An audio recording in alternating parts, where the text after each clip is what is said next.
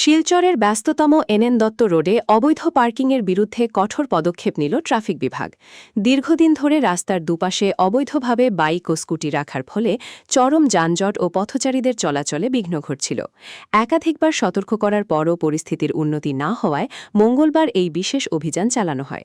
অভিযানে প্রায় ৫০ থেকে ৬০টি বাইকের বিরুদ্ধে জরিমানা করার পাশাপাশি কয়েকটি গাড়ি ক্রেন দিয়ে তুলে থানায় নিয়ে যাওয়া হয়। ট্রাফিক পুলিশের এই পদক্ষেপে সাময়িকভাবে যান চলাচল সাধারণ মানুষের দাবি এই কড়া নজরদারি যেন ভবিষ্যতেও নিয়মিত বজায় থাকে।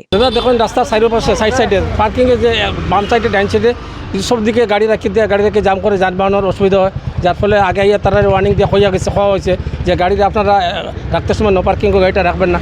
পাবলিকের যানজট গাড়ি যায় না, দুই সাইডে দিয়ে গাড়ি পার্কিং করে রেখে দেয়। এর লাগে আমরা অফিস থেকে অর্ডার এসে ফটো করিয়ে ফাইন করার লাগে। এনএন দত্ত রোড বর্তমানে এনএন দত্ত রোড আগে ওয়ার্নিং দিয়ে গেছি আমি তারা আজকে তারা ফটো উঠাইতেছে, তারা ফাইন কাটতেছে। কন্টিনিউ চলবে যেতে যানজটের লাগে বহুত যান হয়। তারা মেসেজ নিজের বাইকটা নিজে সেফে রাখো, যে অন্য যাতে ডিস্টার্ব না হয়, এটা মেসেজ দিম আমি।